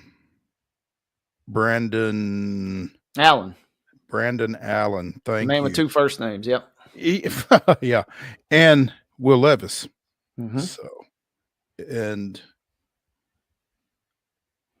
it's just an interesting, I'm intrigued by what he brings to the party for Tennessee. Maybe this to me, this is a guy that's just barely above your practice squad, right? I mean, you're just bringing him in to see if he can give you a little something. I mean, we're looking at a game. I'm not in the draft room by any means, but it looks like just a game of musical chairs on who gets to be the backup, who gets to be the number 3 behind Cam Ward is the way this is trending or the way this is looking. I mean, you're not signing Tim Boyle to ever hopefully see the field. You're not really signing Brandon Allen to hopefully ever see the field. You would greatly prefer, it seems based on reports, that Will Levis not see the field again. So it's just a 3-man rotation on the pecking order and who gets cut or designated down to that practice squad, it feels like. And I guess somebody's got to throw passes in training camp. Yeah, you need some bodies, like you said. Tim Boyle, he studied well under the Chase Daniel School of Hard Knocks. It sounds like, as far as being gainfully employed without really having to do a whole lot. Yeah. Props to him. Boyle was on the team at Connecticut for 3 seasons. 1 touchdown, 13 picks. So, it's not like he just suddenly started throwing it to the wrong team once he got to the National Football League. Yeah, you're praying this guy never sees the field. Just a depth signing, in my opinion, right? I guess. But, even if it's just a depth signing, aren't there other guys? I don't know. Let's see. The main thing, I guess, is, what are the finances, right? If this is a guy that you get for absolute pennies on the dollar, why not? We've seen some guys. The last thing you want, think about this too, right? The last thing you want is for a guy like Tim Boyle or whoever that 3rd or 4th option is to come in and do too well in the preseason. And then all of a sudden it's like, wait a second. We just saw this with Levis and Malik Willis, right? You want one of those guys to make the decision for you. You don't want somebody, you want them to be decent, just decent enough, but also not decent enough. We want everybody to know that we hopefully don't have to put you in the game. That's a heck of a point. They've also signed receiver returner James Prochet II, who previously played at Cleveland and at Baltimore. 28 career receptions, 299 yards. Been a bigger impact player on special teams. 41 punt returns for 369 yards in the last 2 seasons with Cleveland for his career. 68 punt returns for 591 yards. 4 kickoff returns for 60 yards. So, again, a guy who's probably going to be at the back end of the receiver rotation, but might have a chance to make some sort of an impact in special teams for the Titans here over the course of the summer and into preseason camps. So keep an eye on you know, Mr. you don't want to necessarily sign a guy for pure specialist role, but if it's a guy that can emerge as either your kick returner or your punt returner, obviously take Spears out of the equation or hopefully lessen his load as dynamic as he is. You'd also like to keep him healthy as possible. And if Prochet can come in, bring you some special teams juice, you'll take whatever else you can get that goes along with him in terms of the receiving, I would imagine. You would think, yeah. We talked about Colorado and Syracuse petitioning the NCAA to possibly hold a joint spring practice. That will not happen this spring. Emphasis on this spring, because apparently one of the concerns, as the NCAA explained, denying the two teams that ability, was that it would give Buffalo, I think it probably gives both teams, a competitive advantage in recruiting that other schools would lack, which is something that could possibly be addressed going forward.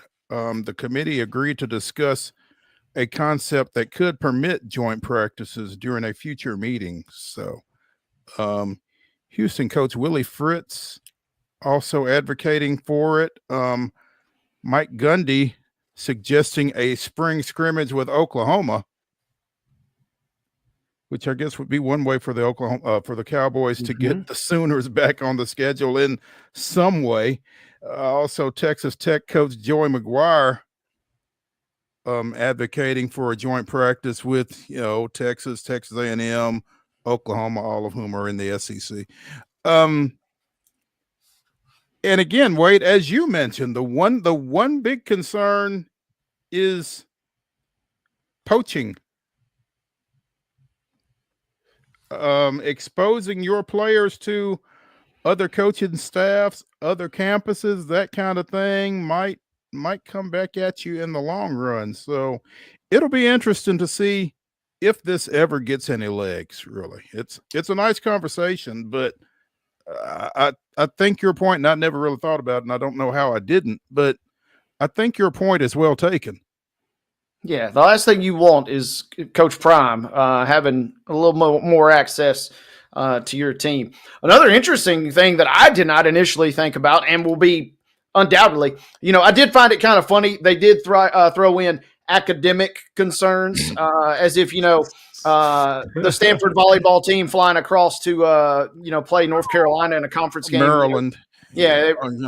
It really kind of, throw the academics out the window at this point. But, I admire them for at least pretending and trying at this point. But the other massive thing is revenue sharing. And you're not going to sit here and tell me that none of these games would be on TV. You're not going to sit here and tell me that they would not be touted and pushed by the schools. That's the only reason realistically that the schools would want to do it, is to find a way to squeeze some juice out of it themselves. And when you do that, guess what?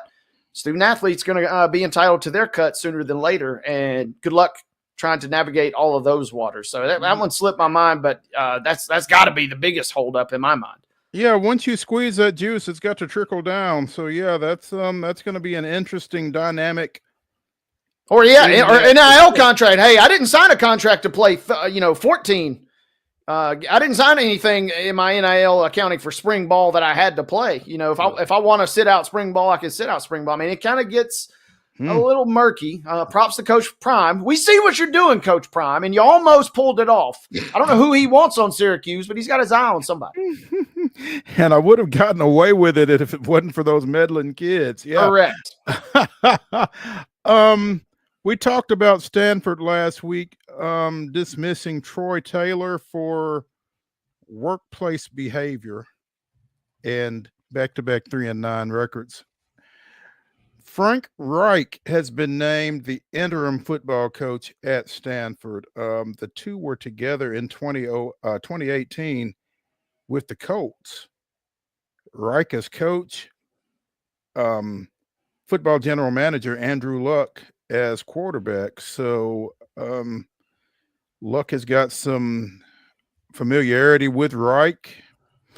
I've experienced firsthand the incredible impact Frank has demonstrated as a leader and have full confidence he is the perfect steward for this season of Stanford football. Reich is coming in with the understanding that this is a one and done situation, and then they will conduct a national search, or they will be conducting a national search throughout, I guess. So this came together pretty quickly in the past 3 days. Reich is still getting paid by Carolina, by the way, who fired him 11 games into the 2023 season. So, I don't know what type of financial arrangement there is for him in Palo Alto, if any. Maybe Carolina's footing the bill for all of that. Maybe. Which would make it an even greater get, I guess. Yeah. And, feels like a win-win for both parties, right? Feels like Stanford gets somebody in and, with some familiarity with Luck for whatever, if that matters at all. I don't know that it necessarily matters, but it can't hurt. And then you get somebody in kind of as a stopgap.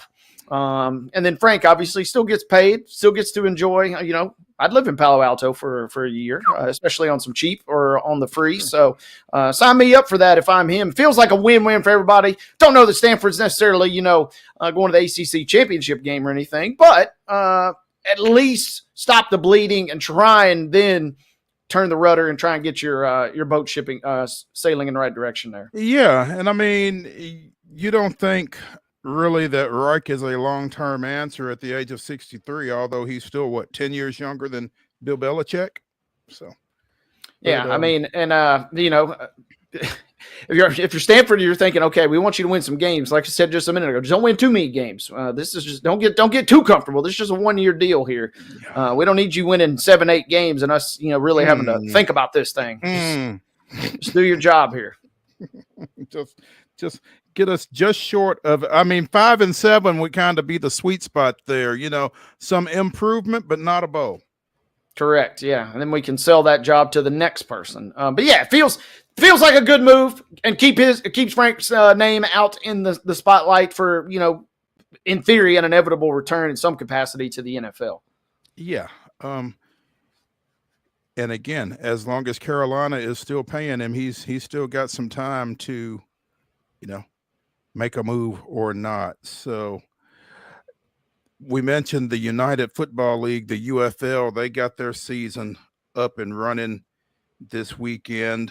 One of the biggest games was yesterday as the DC Defenders defeated the 3-time spring football champion Birmingham Stallions. The Stallions won the last 2 championships in the USFL and won last year's UFL championship under Skip Holtz, but got stunned 18-11 by the DC Defenders in the coaching debut of former Tennessee State quarterback Shannon Harris, who was named to that position on an interim basis after Reggie Barlow resigned about 10 days or so ago to take over the reins at TSU. So congrats to Coach Harris winning his professional coaching debut and letting Holtz know after the game, apparently. Apparently they were both at UFL headquarters for some sort of league meeting, and Holtz mistook Coach Harris for a doorman. And apparently Shannon didn't forget it and reminded him of it during the post-game handshake. But hey, take your motivation where it comes, right? Yeah.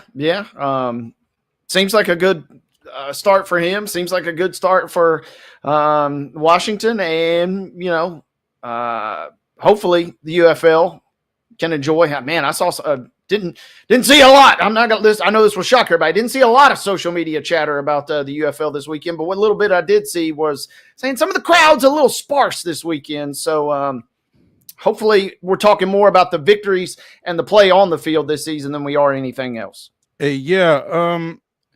Chris Rowland had a touchdown catch, by the way. Former Ravenwood, former Tennessee State standout, had a touchdown catch for the Defenders in that ball game. I am trying to come up with our other scores from the weekend and having trouble doing so, unfortunately. I know we talked about St. Louis and Houston playing on Friday night. I watched a little bit of that one. I think St. Louis won that one. They were up pretty big at the half. Renegades beat the Brahmas on Saturday 33-9. The Panthers and the Showboats 26-12 in favor of the Panthers. And then, as you mentioned, 18-11 for the Defenders over the Stallions. You got the Battlehawks and the Roughnecks? 31-6, Battlehawks cruise. Okay. So There we go. Showboats take it on the chin just days after their coach, who had been hired over the offseason, took a leave of absence. Former Tennessee Titans coach Ken Wisenhunt took a personal leave from the Showboats earlier last week. He was replaced by offensive line coach Jim Turner. So without coaching a game, Wisenhunt stepped aside. Again, the Showboats fall to the Panthers in the early game yesterday. So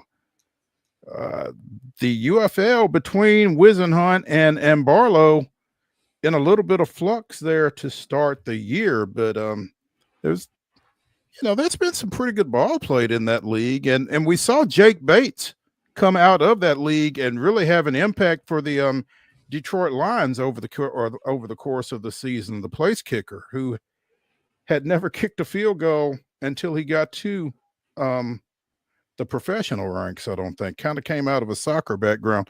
So I think that's one of the fun things about, these minor leagues is, who's going to emerge. So yeah, maybe it'll be our boy D. Stroing. He got hurt last year, but he made his first field goal attempt, first ever professional field goal attempt this weekend for the Brahmas. Good to see him back out there. The YouTube channel going to be off the charts, doing numbers, as the kids say this week. Doing numbers. Finally, the Cats, who snuck in a season opener about 3 weeks ago out at Southwest Kansas, lost another close one at Municipal over the weekend, falling to the visiting Albany Firebirds 42-34 on Saturday night, or Saturday afternoon, I guess it was. I think it was a 5:00 kick. Debuted quarterback Raheem Cato, who had just signed a couple of days previously, the former Marshall quarterback, joining the Cats. But again, Albany getting out with a 42-34 win, scoring late for that victory. Got it out to 32-27 and then kind of held on. So the Cats fall to 0-2 on the young season with those two losses. I think they're at home again for their next one, if I can access their schedule. They have got the Oregon Lightning coming in on April 4th. So,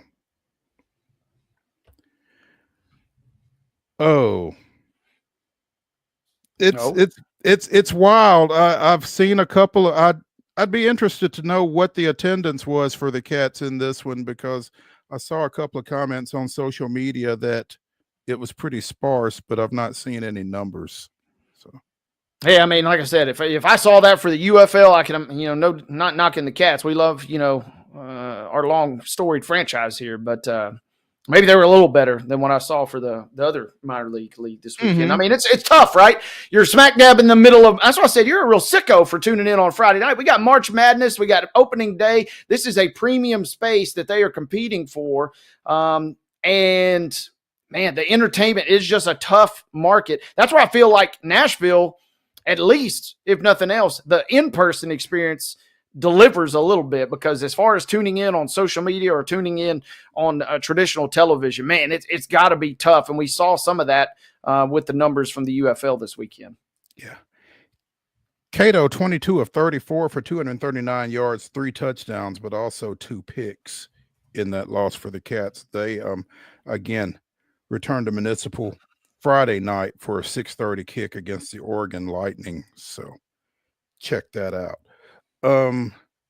Let's take a break here on Main Street Sports Today, presented by the Tennessee Orthopedic Alliance of Columbia. When we return, we'll catch you up on everything else that took place over the weekend. Stick around.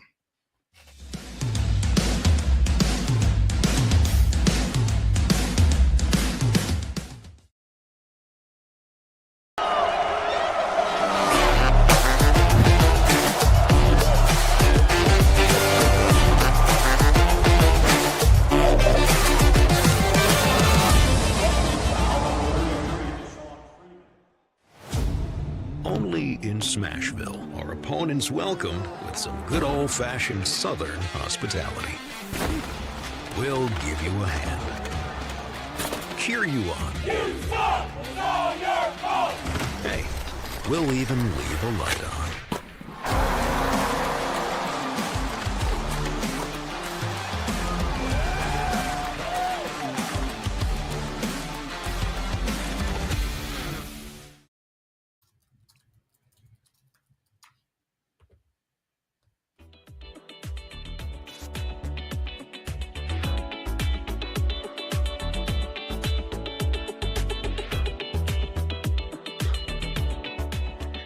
The Monday Mirror continues here on Main Street Sports Today, presented by the Tennessee Orthopedic Alliance of Columbia. I'm Maurice Patton. That's Wade Neely.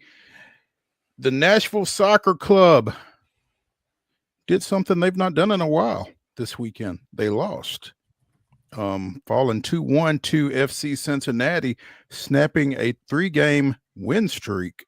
And Wade has talked about Cincinnati and NSC kind of being a bit of a rivalry, although Cincinnati has kind of had the upper hand in it, and that continued on Saturday. Yeah, first home loss of the season. Kind of vibes were trending way up. Ball accounts and an even kind of contest, which makes it, in a way, even more painful that Cincinnati does get a goal to pick up. They convert a penalty kick. And, I mean, we're talking about two. It's hard to really be super optimistic when you lose at home. But there were steps in the right direction still. And, yeah, you were playing on a bit of a nice streak there. It's not necessarily all bad for Nashville. This is a match, this time last year, we're probably talking about 2-0 or 3-0 in favor of Cincinnati.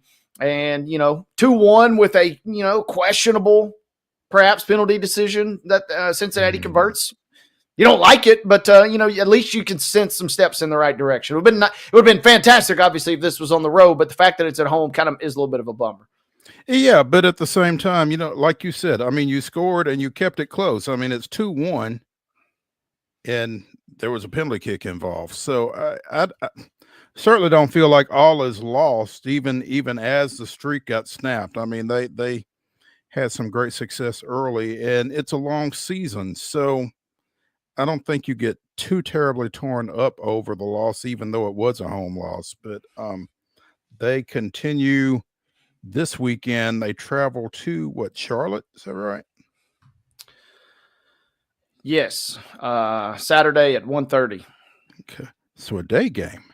And then they come back the week after, and Real Salt Lake comes to town for a 7:30 matchup. So it feels like, Wade, from all indications, listening to you, listening to Ben Wright when we had him on a couple of weeks ago, it feels like maybe there's a little bit more excitement surrounding this team just from its offensive capabilities, maybe.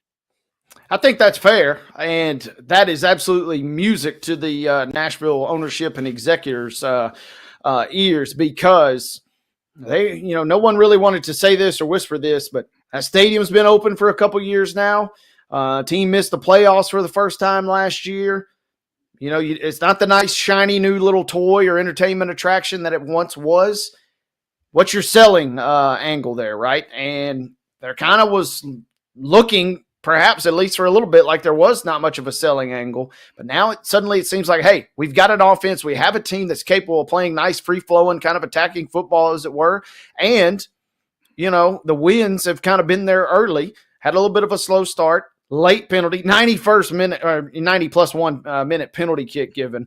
I mean, essentially, in my mind, that's a draw. It stinks you lose the point there from that. But signs of optimism, and that is massive for Nashville because kind of being competitive is what's going to fuel people. Like I said, that entertainment and that new ballpark feel is kind of wearing off there. So Nashville's needing to stack some results. Hopefully go out and get a nice one on Saturday versus Charlotte.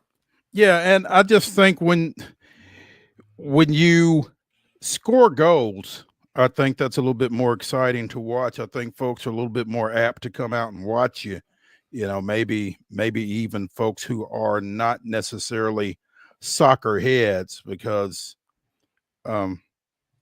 watching 1-0, 2-0 gets kind of tough to watch, I would imagine. But it's, you know, seeing the ball find the back of the net once or twice, I think makes all the difference. Like you said, particularly when you're talking about, you know, maybe the new park starting to lose a little of its novelty and that kind of thing. You got to sell something. So, yeah, hopefully they can put forth a good effort over at Charlotte and come back in here the following weekend against Salt Lake and get some folks out there and maybe get back in the win column here at home again, because they're last year notwithstanding, they weren't really used to seeing NSC lose at home. No, it kind of been a bit of a fortress. And speaking of home, they did get another kind of cool bit of news as we'll have to get Valera to really break things down. But they changed a little bit the format of the U.S. Open Cup, which is essentially the in-season tournament. But they did just recently announce that the format has been changed. But now Nashville is also going to open up on Tuesday, May the 6th at home. They still don't know who they're going to play. But the good news is they will be at home to start that one on a Tuesday night, May the 6th. So another chance to get out. And both Ben and Valera have kind of teased this part. Nashville's doing a great job, seemingly under the radar, of really doing some great development down in Huntsville with their academy club. And so the fact is that is usually, depending on your draw, of course, if you get a team that's quote-unquote weaker on paper, that's a chance to see some of the next crop of some of that homegrown talent. So Tuesday will be a good one for Nashville to get out. And then the other novelty appeal, they still got that FIFA Club World Cup that's going to be coming and breezing its way through Nashville. Some of the biggest teams in the world will be coming to the Music City over the course of the summer. They got a U.S. men's national team coming this summer. It'd be nice. It'd be great, Mo, if the actual parent club would be holding up its end of the bargain. And thus far, it feels like it is. Concerts, USMNT, U.S. Open Cup, FIFA Club World Cup, but Nashville MLS domestically is doing a great job as well. That is fun to watch. Got me excited there, Wade. I might have to make my way out to Geodis. Well, you work at PR, partner. There we go. Hey, Preds drop a 3-1 decision to Vegas on Saturday night. Not exactly a shock at this point. They are at Philadelphia tonight, and then they continue with a back-to-back tomorrow night at Columbus. Finish up a three-game road swing Thursday at Dallas. They've got, 9 more to go, starting with tonight's. And it feels like they're just ready to be done. 27-38-8 with that loss to Vegas on Saturday night. Only the Blackhawks between them and the bottom of the Central Division. Yeah, it's been a tough year. And Saturday, with Marchessault going up against one of his old teams, and tempers were flaring. I didn't watch any of the game, but, man, I got a slew of videos of scuffles and fights from my noted Preds insider, my sister, who was sitting pretty close to the glass, and she was having a ball because tensions and tempers were flaring. That did not produce a victory. We talked about they lost on Thursday night. They blew a 2-goal lead to the Blues in that Thursday night game before they eventually lose. And then they had another early lead Saturday before they fall. Nashville is kind of just going through the motions here. Something to keep your eye on. Man, there were a lot of wild scores this weekend too, as teams kind of enter getting ready for the postseason and as teams kind of continue to fade. I mean, for instance, two teams kind of going nowhere, the Sabres and the Flyers, they combined for 11 goals on Saturday. So the entertainment could be at least there when these two teams get it on tonight in Philly. Let's hope that it's at least entertaining. You would take a 6-5, you know? Yeah, give me that, man. Just like Nashville, right? You know, if you're going to win, we'll take whatever the score is. But if you're going to lose, at least give us 4-3. Don't come back with a 2-0 loss. Nobody wants that. Something to watch. Absolutely. I will say this though: tomorrow night is going to be fun, and this is not an April Fool's joke, but I am pumped for this. But when Nashville plays Columbus, it'll be broadcast on ESPN Plus traditionally. But locally on News Channel 5, they'll be doing the animated broadcast, and it is going to be so much fun. The NHL has really kind of taken the ball and ran with this. Multiple teams have done these animated broadcasts. A fantastic initiative as they kind of try and get the kids involved, and it should be a lot of fun tomorrow night. Max Hers will be animated when he does the call, and it's crazy. He had a great podcast on the 440 Sports Network on Friday. Free shout out there because it was so good. Breaking down the virtual reality glasses that he has to wear to call the game and all of that. They're calling the game from an empty arena, even though they're playing in Columbus tomorrow night. That's fascinating. I'll have to check that out because this has kind of started with the Nickelodeon Super Bowl deal, right? Is that where all of this kind of germinated? Similar, and that's the cool part of the pod. I won't spoil it for everybody, but yes, there are some major differences, and this is not Simpsons version. The initial Nickelodeon NFL model was real players and real game. They just would sprinkle in, some gack on somebody, dump them with that, here and there.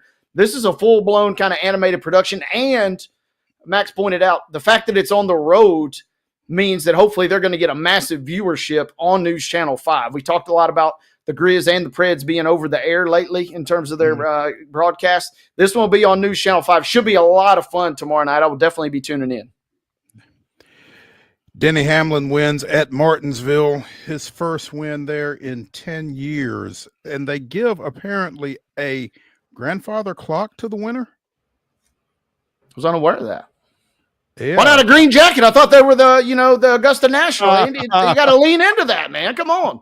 Well, I mean, if you're going to call yourself that, yeah, you do. So, but no, I saw a picture on NASCAR.com of him and a grandfather clock that looked about as tall as him. So, pretty good stuff. The Cookout 400 goes to Hamlin. He wins it over Christopher Bell. Bubba Wallace for the second straight week finishes third, followed by Chase Elliott and Kyle Larson. Last week's winner over at Homestead. 6 through 10 were Ross Chastain, Ryan Preece, Joey Logano, Chase Briscoe, and Todd Gilliland. And hoping to catch up with Heather Williams later in the week to talk a little bit more about this. But yeah, Hamlin picking up the win. They go to Darlington next weekend in the Cup Series for the Goodyear 400. But big win for Danny, first of the season, I believe. Good win for him. And it's just kind of continuing to add what has been a fun season thus far. And I'm reading more here, an old article on the origin story, if you will. I didn't know I'd be visiting Martinsville origin stories here today on the show, but this is kind of cool. The original owner's grandfather, H. Clay Earls, which is just a great name, by the way, decided that, just wanted to do something a little different. Quote, wanted to have a trophy that just wouldn't sit around a shelf or be put off to the side. And at the time, everybody just kind of put their trophies. So he said, quote, if we did a grandfather clock, the driver's wife would like it too, and it would be put in a prominent place in their home. That holds true today. It was just the origin of it. And we're a family-owned speedway, so we figured we'd have a family-owned company that also did the clocks. And I love this. Every 15 minutes it goes off. So if you win this thing, every 15 minutes, it's like you're back in winner's circle, baby. Transporting that thing can't be a whole lot of fun. But no, you're not moving very many times with that thing. You put that either in your main house, in a room that it's not going to get moved, or you obviously put it in your second or your third house if you're a NASCAR guy. Goodness gracious. Yeah, it was Hamlin's first win of the year and the 55th of his career, which ties him for 11th all time with Rusty Wallace. So big win for Hamlin. And now he can tell time every 15 minutes when he's at home. So yeah, that's a big one. Finally, Minwoo Lee picks up the PGA Tour victory out at Houston this weekend. 20 under 260 for the week, which was the lowest score they've ever had at that tour stop. Had a couple of pars in the final two holes for his first ever PGA Tour victory, edging Scotty Scheffler and Gary Woodland. This guy's been playing well. We've talked about him at various points over the first couple of tournaments of the season. That was his fifth finish inside the top 20 this year. He had finished tied for 20th at the Players, and he certainly did that. Like you said, first career victory. That is a good win for him. And I was loosely keeping tabs on this tournament. Our Ardmore boy, Lee Hodges, he is desperate. That was a chance maybe, but at 12 under, wasn't going to cut it. That's one of his last few chances. We'll see if he gives it a go this week to see if he can slip into Masters qualification next week. Time is running. That was his best shot thus far, and it looks like it may not happen unless he can pull a rabbit out of the hat this week. Yeah, they go to the Valero Open, the Valero Texas Open at San Antonio this week, and that's the last one before Augusta. Lee shot a 67 yesterday. Had a 63 earlier in the week. He was sub 70 all week, obviously, to get to that 264 for the 4 rounds. That's solid, say the least. Again, going to San Antonio this coming weekend, and then the Masters next weekend, and it doesn't look like our guy Blades Brown is in play for either of those stops. They released the field for the Masters earlier today, and he was not on it, unfortunately. So hoping he will get another PGA start here real soon, because he needs to play. Come on, show Blades a little love. Yeah, he'll get there. It'd have been a tall ask with him needing to go out and win a tournament to be able to qualify for the Masters this year. But give him a full year, maybe give him another year. He's just getting his feet wet. It'll be fun. Minwoo Lee currently, I'm trying to find the most recent odds. I don't know if this is before or after the tournament. He's listed at 85-1 coming into the Masters. But again, this might be pre-tournament victory. You got to imagine those odds might be adjusted heading into next week. It's going to be a lot of fun. This tournament is the one that kind of just gets you going, just a taste, and then next week, this time, we will be feasting on pimento cheese. Yeah, I was just hoping that maybe he would get a exemption, Blades, that he would get an invite, but it didn't quite work out, obviously. So we'll be keeping an eye out for him. That's the Monday Mirror edition of Main Street Sports Today, presented by the Tennessee Orthopedic Alliance of Columbia. Join us tomorrow at 2 o'clock. We'll see you then.